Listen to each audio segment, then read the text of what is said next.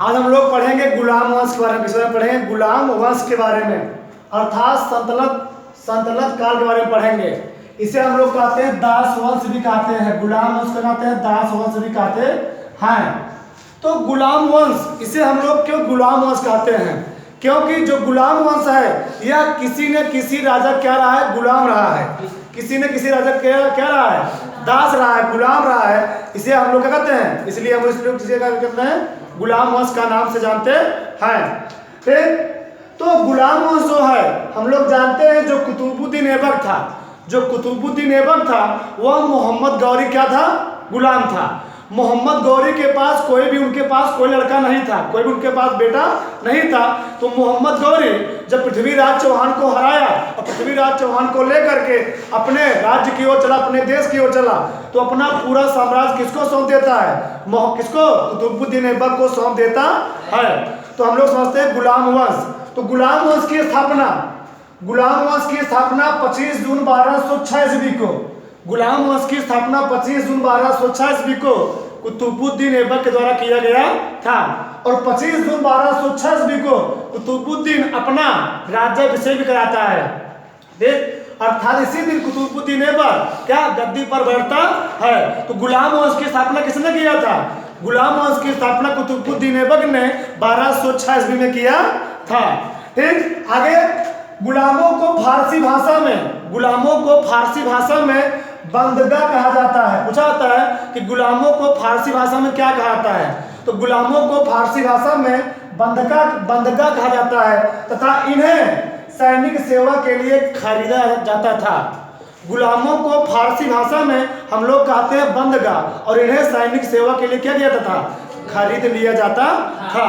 ठीक, आगे कुतुबुद्दीन ऐबक को लाख बख्श, कुतुबुद्दीन ऐबक जो था इसको लाख बख्श, यह लाखों रुपए का दान करता था। कुतुबुद्दीन ऐबक जो था यह बहुत दानी प्रकृति का व्यक्ति था, यह लाखों रुपए का दान करता था। इसलिए हम लोग इसको क्या कहते हैं? लाखों का दान करने वाला, अर्थात लाख बख्श के नाम से जानते हैं। इसको और नाम जानते हैं पील बख्श, अर्थात यह पील मीन्स क्या होता है? हाथी। यह हाथियों का भी दान करता था, इसलिए इसको हम लोग क्या कहते हैं? पील बख्श के नाम से भी जानते हैं। आगे कुतुबुद्दीन ऐबक को कुरान खां के नाम से जाता है। कुरान का मतलब कुतुबुद्दीन ऐबक को पूरा कुरान याद था। कुतुबुद्दीन ऐबक को पूरा कुरान याद था, इसलिए इसको हम लोग क्या कहते हैं? कुरान खां के नाम से भी जानते हैं। आगे कुतुबुद्दीन ऐबक को चंद्रमा का देवता भी कहा जाता है। चंद्रमा का देवता या चंद्र का देवता कहते हैं। तो कुतुबुद्दीन ऐबक को लाख बख्श, लाखों का दान करने का लाख बख्श, पील बख्श, हाथी का दान करने का पील बख्श, कुरान खां, इसको संपूर्ण कुरान याद था। ठीक, इसलिए इसको कहते हैं कुरान खां के नाम जानते हैं। और चंद्रमा का देवता, चंद्र का देवता के नाम जाना जाता है। किसको? कुतुबुद्दीन ऐबक को। आगे कुतुबुद्दीन ऐबक ने दिल्ली में कुतुबुद्दीन ऐबक ने दिल्ली में कुव्वत-उल-इस्लाम अर्थात जामा मस्जिद का निर्माण कराया। कुव्वत-उल-इस्लाम अर्थात जामा मस्जिद का निर्माण और अजमेर में 2.5 दिन का झोपड़ी या झोपड़ा का निर्माण करवाया और कुतुब मीनार की नींव रखी। तो कुतुब मीनार की नींव किसने रखी थी? कुतुबुद्दीन ऐबक ने रखी। किसने रखी थी? कुतुबुद्दीन ऐबक ने। तो कुतुबुद्दीन ऐबक ने कुतुब मीनार की नींव रखी थी, लेकिन क्या होता है 1210 ईस्वी में क्या होता है? पोलो खेल, घोड़े का दौड़ होता है। क्या होता है? घोड़े का दौड़ होता है। उसमें क्या होती है? उसकी मृत्यु हो जाती है। तो कुतुबुद्दीन ऐबक ने कुतुब मीनार की नींव रखी थी, लेकिन क्या होती है? उसकी मृत्यु हो जाती है। और कुतुबुद्दीन ऐबक ने कुतुब मीनार की नींव क्यों रखी थी? जो कुतुबुद्दीन ऐबक था अपने गुरु, उसके गुरु का नाम क्या था? बख्तियार काकी। अपने गुरु बख्तियार काकी की याद में उसने कुतुब मीनार की नींव रखी थी। तो कुतुबुद्दीन ऐबक ने कुतुब मीनार की नींव क्यों रखी थी? अपने गुरु बख्तियार काकी की याद में कुतुब मीनार की नींव रखी थी। आगे क्या है? प्राचीन नालंदा विश्वविद्यालय को ध्वस्त करने वाला बख्तियार खिलजी। यहाँ पर क्या है? बख्तियार काकी, यहाँ पर क्या है? बख्तियार खिलजी। तो बख्तियार खिलजी जो था वह नालंदा विश्वविद्यालय को जला दिया था, अर्थात नालंदा विश्वविद्यालय को ध्वस्त कर दिया था। नालंदा विश्वविद्यालय में इतनी पुस्तकें रखी हुई थी कि आज जो पुस्तकें होती तो हमको किसी भी दवाई की जरूरत नहीं पड़ती। तो बख्तियार खिलजी जो था, ये बख्तियार खिलजी कुतुबुद्दीन ऐबक का सेनानायक था। इसने क्या किया? नालंदा विश्वविद्यालय में आग लगा दिया और नालंदा विश्वविद्यालय में रखी पुस्तकें 6 महीने तक जली हुई थी, इतिहास में मिलता है। ठीक, तो कौन जलाया था? बख्तियार खिलजी। कौन जलाया था? बख्तियार खिलजी। एक कुतुबुद्दीन ऐबक क्या था? सेनानायक था। आगे कुतुबुद्दीन ऐबक की मृत्यु, कुतुबुद्दीन ऐबक की मृत्यु 1210 ईस्वी में, कुतुबुद्दीन ऐबक की मृत्यु 1210 ईस्वी में पोलो चौगान खेलते समय घोड़े से गिरकर हो गए। जैसे वह घोड़े से गिरा, पीछे से और सारे घोड़े आ रहे थे, उसको क्या कुचलते हुए आगे बढ़ गए, उसकी क्या होती है? तुरंत ही वहीं पर मृत्यु हो जाती है। तो यह 1206 ईस्वी में कुतुबुद्दीन ऐबक जो था वह 1206 ईस्वी में गद्दी पर बैठता है और 1210 ईस्वी में क्या होता है? उसकी मृत्यु आती है। यह लगभग 4 से 5 साल तक ही गुलाम वंश का शासक रहा। ठीक, गुलाम वंश का शासक रहा। बहुत कम समय तक यह शासन की बागडोर संभाल सका। कौन? कुतुबुद्दीन ऐबक। तो पोलो खेलते समय घोड़े से गिरकर इसकी मृत्यु हो गई थी 1210 ईस्वी में। आगे कुतुबुद्दीन ऐबक को इतिहासकार मिनहाज ने हातिम द्वितीय की संज्ञा दी थी। पूछा जाता है कि कुतुबुद्दीन ऐबक को हातिम द्वितीय की संज्ञा किसने दिया था? मिनहाज ने। किसने दिया था? मिनहाज ने। तो इतिहासकार मिनहाज ने कुतुबुद्दीन ऐबक को हातिम द्वितीय की संज्ञा दी थी। आगे क्या है? ऐबक का उत्तराधिकारी जो हुआ आराम शाह हुआ। ऐबक का पुत्र का नाम क्या था? कुतुबुद्दीन ऐबक के पुत्र का नाम क्या था? आराम शाह। तो यह क्या होता है? इसका उत्तराधिकारी होता है, अर्थात यही गद्दी पर बैठता है और 8 महीने तक ही आराम शाह 8 महीने तक गद्दी पर बैठा रहता है। वो क्या था? एक अयोग्य शासक था, एक अयोग्य शासक था। ठीक, और आराम शाह सिर्फ 8 महीने तक क्या गद्दी पर बैठा रहता है। आगे क्या है? कुतुबुद्दीन ऐबक का जन्म जो हुआ था तुर्किस्तान में हुआ था। कुतुबुद्दीन ऐबक का जन्म तुर्किस्तान में हुआ था, जिसे मोहम्मद गौरी ने गजनी में एक व्यापारी से खरीदा था। कुतुबुद्दीन ऐबक का जन्म कहाँ हुआ था? तुर्किस्तान में हुआ था, जिसे मोहम्मद गौरी ने गजनी में एक व्यापारी से क्या किया था? खरीद लिया था। पूछा जाता है कि कुतुबुद्दीन ऐबक किस वंश से संबंधित था? तो तुर्क जाति से। किससे? तुर्क जाति से संबंधित था। कौन? कुतुबुद्दीन ऐबक। आगे मोहम्मद गौरी के उत्तराधिकारी गयासुद्दीन महमूद ने कुतुबुद्दीन ऐबक को सुल्तान की उपाधि दी थी। सुल्तान की उपाधि दी थी। किसने? मोहम्मद गौरी के उत्तराधिकारी गयासुद्दीन महमूद ने। ठीक, आगे हम लोग पढ़ते हैं। कुतुबुद्दीन ऐबक ने अपनी राजधानी, कुतुबुद्दीन ऐबक ने पूछा था कि कुतुबुद्दीन ऐबक ने अपनी राजधानी किसको बनाया था? लाहौर को। तो कुतुबुद्दीन ऐबक की राजधानी क्या थी? लाहौर थी। क्या थी? लाहौर थी। आगे हम लोग पढ़ते हैं इल्तुतमिश। क्या? इल्तुतमिश। तो इल्तुतमिश जो था, इल्तुतमिश भी क्या था? गुलाम था। इल्तुतमिश भी एक गुलाम था। ठीक, और कुतुबुद्दीन ऐबक का दामाद भी था। कौन? इल्तुतमिश। क्योंकि कुतुबुद्दीन ऐबक ने अपनी पुत्री, उनकी पुत्री नाम क्या था? कुतुब बेगम। कौन नाम था?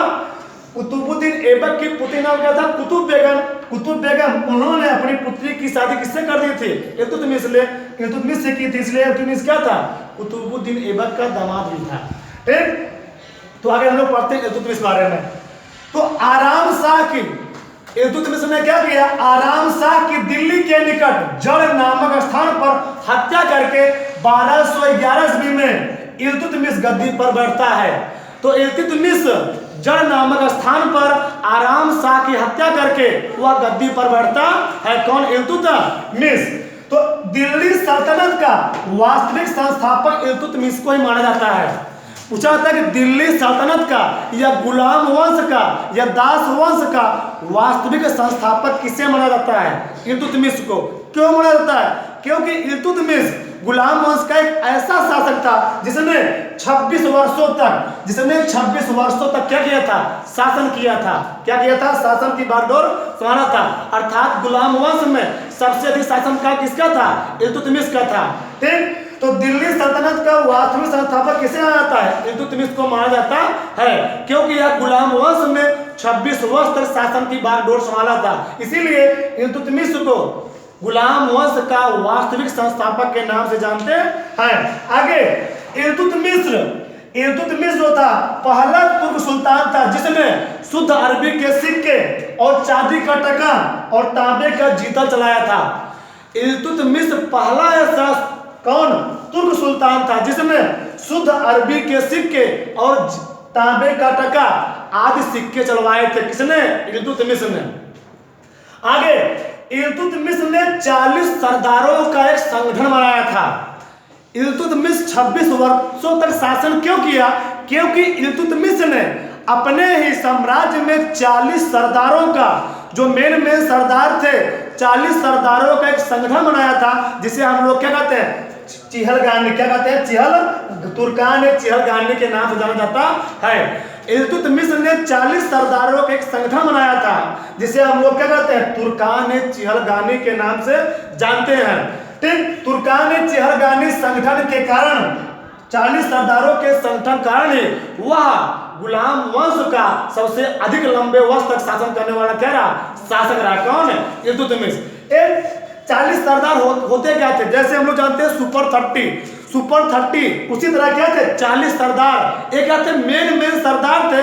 जब भी राजा के बीच में और शासक के बीच में, जनता के बीच में कोई मतभेद होता था तो वहां पर राजा नहीं जाते थे, ये सरदारी जा करके क्या करते थे? उस मतभेद को, राजा के बीच में जो मतभेद होता क्या करते थे? उसको दूर कर देते थे। तो ये सबसे बड़ा उसका क्या था? एक बहुत बड़ी योजना थी। किसकी योजना थी? इल्तुतमिश की योजना थी। ठीक, आगे इल्तुतमिश ने लाहौर से राजधानी को दिल्ली स्थानांतरित किया। कुतुबुद्दीन ऐबक ने अपनी राजधानी क्या बनाई थी? लाहौर बनाई थी। तो इल्तुतमिश ने क्या किया? उस लाहौर की राजधानी को दिल्ली लाया। कहाँ लाया? दिल्ली लाया। तो इल्तुतमिश ने अपनी राजधानी लाहौर से स्थानांतरित करके दिल्ली में स्थानांतरित कर लिया था। आगे बदायूं की जामा मस्जिद और अतारकिन के दरवाजे का निर्माण और अजमेर की जामा मस्जिद का निर्माण किसने करवाया था? इल्तुतमिश ने करवाया था। अतारकिन के दरवाजे का निर्माण और बदायूं की जामा मस्जिद और अजमेर की मस्जिद का निर्माण किसने किया था? इल्तुतमिश ने कराया था। ठीक, अजमेर कहाँ पर है? राजस्थान। कहाँ पर है? राजस्थान में। सबसे फेमस मंदिर कहाँ पर? मस्जिद कौन? अजमेर की मस्जिद। किसने बनवाया था? इल्तुतमिश ने बनवाया था। ठीक, और अतारकिन के दरवाजे किसने करवाया था? ठीक, किसने कराया था? इल्तुतमिश ने कराया था। यहाँ लिखा गया है राजस्थान के नागौर में अतारकिन के दरवाजे का निर्माण किसने कराया था? इल्तुतमिश ने कराया था। इसी को देख करके, इसी को प्रेरित होकर के अकबर ने, अतारकिन के दरवाजे को देख करके अकबर ने क्या? फतेहपुर सिकरी में बुलंद दरवाजे का निर्माण कराया था। ठीक, आगे इल्तुतमिश को भारत में गुंबद निर्माण का पिता कहा जाता है। पूछा जाता है कि भारत में गुंबद निर्माण का पिता किसे कहता है? तो भारत में गुंबद निर्माण का पिता किसे कहते हैं? इल्तुतमिश को कहते हैं। आगे इल्तुतमिश ने क्या क्या काम किए थे? तो कुतुब मीनार का कार्य पूरा किया। ठीक, कुतुब मीनार की नींव रखी थी कुतुबुद्दीन ऐबक ने, और कुतुबुद्दीन ऐबक ने नींव रखी थी, लेकिन क्या होता है? वह बीच में क्या होता है? उसकी मृत्यु हो जाती है। तो इल्तुतमिश ने उस कुतुब मीनार के कार्य को पूरा कराया। ठीक, फिर क्या होता है?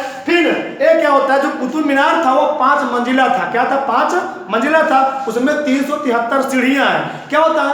वह 5 मंजिला फिरोज शाह तुगलक के शासनकाल में उसके ऊपर की 2 मंजिला क्या होती है? बिजलीकरण, आसमानी बिजलीकरण क्या होता है? क्षतिग्रस्त होता है। आसमानी बिजलीकरण जो कुतुब मीनार होता है, आसमानी बिजलीकरण फिरोज शाह तुगलक के शासनकाल में क्या होता है? क्षतिग्रस्त होता है। तो फिरोज शाह तुगलक ने कुतुब मीनार का पुनः जीर्णोद्धार कराया था, अर्थात पुनः निर्माण करवाया था। किसने? फिरोज शाह तुगलक ने। ठीक, आगे तो कुतुब मीनार का निर्माण कार्य पूरा किया। आगे एकता प्रणाली की शुरुआत की। सबसे मेन प्रश्न है, एकता प्रणाली की शुरुआत किस शासक ने किया था? तो इल्तुतमिश ने एकता प्रणाली की शुरुआत की थी। आगे तांबे व चांदी के सिक्के चलवाए। तांबे व चांदी के सिक्के किसने चलवाए थे? इल्तुतमिश ने चलवाए थे। आगे 40 सरदारों का गठन किया। 40 सरदारों क्या किया? गठन किया। किसने किया था? इल्तुतमिश ने किया था। आगे इल्तुतमिश का जो उत्तराधिकारी हुआ वह रुकनुद्दीन फिरोज हुआ। कौन हो? रुकनुद्दीन फिरोज हुआ। कौन? इल्तुतमिश का उत्तराधिकारी कौन होता है? रुकनुद्दीन फिरोज होता है। आगे 30 अप्रैल 1236 ईस्वी में बयाना जाते समय वह एक रोग से पीड़ित था। बयाना पर आक्रमण करते जाते समय वहीं क्या होती है? 30 अप्रैल 1236 ईस्वी को उसकी क्या होती है? मृत्यु हो जाती है। किसकी? इल्तुतमिश की। और जैसे ही इल्तुतमिश की मृत्यु होती है, उसके लड़कों में क्या होता है, शासन की सत्ता संभालने के लिए क्या होता है, लड़ाई जंग छिड़ जाती है। किसके बीच में, उसके लड़कों के बीच में। तो इल्तुतमिश ने शादी तो कई किया होता, लेकिन दो उसमें जो उसकी मेन दो मुख्य पत्नियां थी, कौन थी, कुतुब बेगम और कौन थी, शाह तुर्कान। जो शाह तुर्कान थी उसका एक लड़का था, क्या था, रुकनुद्दीन फिरोज। क्या थी, रुकनुद्दीन फिरोज। और जो कुतुब बेगम थी उनके दो लड़के पुत्री थी, कौन, फिरोज शाह तुगलक और कौन, फिरोज शाह और कौन, रजिया बेगम और कौन था, बहराम शाह। तो तीन लड़के थे किसके, कुतुब बेगम के। और शाह तुर्कान कौन था, रुकनुद्दीन फिरोज था। ये शाह तुर्कान जो था, शाह रुकनुद्दीन फिरोज किसका लड़का था, शाह तुर्कान का। ठीक, तो हम लोग आगे पढ़ेंगे रजिया सुल्तान के बारे में पढ़ेंगे, रजिया सुल्तान। तो होता क्या है, जैसे ही इल्तुतमिश की मृत्यु होती है तो शासन की सत्ता पाने के लिए क्या होता है, शाह तुर्कान सोचती है कि हम रुकनुद्दीन फिरोज को गद्दी पर बैठाएंगे। लेकिन रुकनुद्दीन फिरोज क्या था, एक विलासी प्रकृति का व्यक्ति था। एक विलासी प्रकृति का व्यक्ति था। वह कुछ समय ही वह शासन की बागडोर संभाल सका। कौन, रुकनुद्दीन फिरोज। वह क्या होता था, विलासी प्रकृति का व्यक्ति होने के कारण वह कुछ दिनों तक, कुछ समय तक शासन की बागडोर संभाल सका। और उसकी माँ, इसकी माँ कौन थी, रुकनुद्दीन फिरोज की माँ कौन थी, शाह तुर्कान। पूरा शासन की बागडोर किसके हाथ में था, शाह तुर्कान के हाथ में था। यह विलासी प्रकृति में डूबा हुआ था, कौन, रुकनुद्दीन फिरोज। तो क्या होता है, रुकनुद्दीन फिरोज से क्या होता, वहां की जो शासन थी, वहां की जो शासन थी, शासक थे, जनता थी, सब परेशान हो गए थे। तो जनता ने क्या किया, तो ये लोग आते किसके पास, रजिया सुल्तान के पास। और रजिया सुल्तान से कहते हैं कि आप क्या बनिए, शासक बनिए। तो क्या होता है, रजिया सुल्तान ने रुकनुद्दीन फिरोज क्या कर देती है, हत्या कर देती है। कौन, रजिया बेगम रुकनुद्दीन फिरोज क्या कर देती है, हत्या कर देती है। और अपने हाथों में शासन की बागडोर ले लेती है। कौन, रजिया सुल्तान। वही कहा गया है, रुकनुद्दीन फिरोज विलासी प्रवृत्ति का होने कारण शासन की बागडोर नहीं संभाल सका और रजिया सुल्तान ने क्या की, उसकी हत्या कर दी। और तब क्या होता है, इसके बाद इल्तुतमिश की पुत्री रजिया बेगम ने प्रथम मुस्लिम महिला के रूप में शासन की बागडोर संभाली। तो इतिहास में रजिया बेगम एक ऐसी शासिका है जिसने प्रथम महिला के रूप में क्या, शासन की सत्ता अपने हाथ में संभाली थी। कौन, रजिया बेगम। ठीक, आगे हम लोग पढ़ते हैं, रजिया बेगम ने याकूत को अमीर आखुर, रजिया बेगम ने याकूत को अमीर आखुर घोड़े का सरदार नियुक्त किया था। ठीक, पूछा जाता है कि रजिया बेगम ने किसको घोड़े का सरदार बनाया था, तो याकूत को, जमालुद्दीन किसको, याकूत को, जमालुद्दीन याकूत को रजिया बेगम ने क्या बनाया था, घोड़े का सरदार नियुक्त किया था। अर्थात अमीर याकूर, अर्थात उसके साम्राज्य में एक सबसे बड़ा पद था, एक सबसे बड़ा पद था। किसके साम्राज्य में, रजिया बेगम के साम्राज्य में। इससे क्या होता था, लोग जलने थे, लोग इससे जलने लगे। किसे जलने लगे, रजिया बेगम से जो सरदार थे लोग जलने लगे। ठीक, होता क्या है, अल्तुनिया जब इसको सरदार बना दिया जाता है तो जो 40 सरदारों का उसके पिता ने, रजिया बेगम के पिता इल्तुतमिश ने जो 40 सरदारों का संगठन बनाया था, रजिया बेगम ने उन सरदारों क्या किया, इग्नोर करना शुरू कर दिया, अर्थात उस पर ध्यान देना, अर्थात वो 40 सरदारों के संगठन पर ध्यान देती नहीं थी। कौन, रजिया बेगम। इससे क्या होता है, उनकी शासन व्यवस्था पर क्या होता है, बहुत बड़ा प्रभाव पड़ता है। किसके, रजिया बेगम पर। तो क्या होता है, अल्तुनिया कौन था, यह पंजाब का गवर्नर था। पंजाब में स्थान पड़ता है भटिंडा, क्या पड़ता है, पंजाब में स्थान है भटिंडा। जो अल्तुनिया था यह पंजाब, भटिंडा क्या था, गवर्नर था। कौन था, गवर्नर। अल्तुनिया और रजिया बेगम दोनों एक साथ क्या पढ़े लिखे थे, कौन, रजिया और कौन, अल्तुनिया। होता क्या है, अल्तुनिया फिर क्या होता है, विद्रोह कर देता है। जब पता चलता है अल्तुनिया को कि रजिया बेगम याकूत को सरदार बना देती है तो क्या होता है, इसको जलन होता है। किसको जलन होता है, अल्तुनिया को। और एक विद्रोह कर देता है, क्या होता है, विद्रोह कर देता है। और विद्रोह के समय वह कहता है, अल्तुनिया कहता है, मैं एक पूर्ण गवर्नर हूँ, मैं एक पूर्ण राज्यपाल हूँ तो होता क्या है, रजिया बेगम गुस्साती हैं और याकूत के साथ रजिया बेगम गुस्साती है और याकूत के साथ क्या होता है, वह अल्तुनिया को मारने के लिए चल देती हैं। लेकिन जैसे मारने के लिए जाती हैं क्या होता है, ठीक क्या होता है, यहाँ पर रजिया याकूत की नगर में जो 40 सरदार थे, जो 40 सरदारों का संगठन था, और जो अल्तुनिया था वह डगर में ही एक विशाल सेल लेकर बैठे हुए थे। और जब ये लोग डगर में जाते हैं, मिलते हैं, तो वहां पर क्या होता है, एक भीषण युद्ध होता है। और उस भीषण युद्ध में याकूत को क्या कर दिया जाता है, याकूत की हत्या कर दी जाता है और रजिया बेगम को अल्तुनिया पकड़ लेता है। रजिया बेगम को अल्तुनिया कैद कर लेता है, गिरफ्तार कर लेता है और रजिया बेगम के सामने अल्तुनिया प्रस्ताव रखता है। रजिया बेगम के सामने अल्तुनिया प्रस्ताव रखता है, 2 प्रस्ताव रखता है, या तो आप मृत्यु दंड के लिए क्या हो जाइए, तैयार हो जाइए, या तो आप हमसे शादी कर लीजिए। 2 प्रस्ताव उनके सामने रखता है, कौन रखता है, अल्तुनिया। या तो आप मृत्यु दंड के लिए क्या हो जाइए, तैयार हो जाइए, या तो आप क्या करिए, हमसे शादी कर लीजिए। तो वही बात थी, जहां रहेगी तो रजिया बेगम रहती हैं, तुरंत अपना दिमाग लगा देती हैं, कहती हैं हम क्या करेंगे, आपसे शादी करेंगे। तो रजिया बेगम तुरंत ही अल्तुनिया से कर लेती हैं, शादी कर लेती, क्या कर लेती हैं, शादी कर लेती हैं।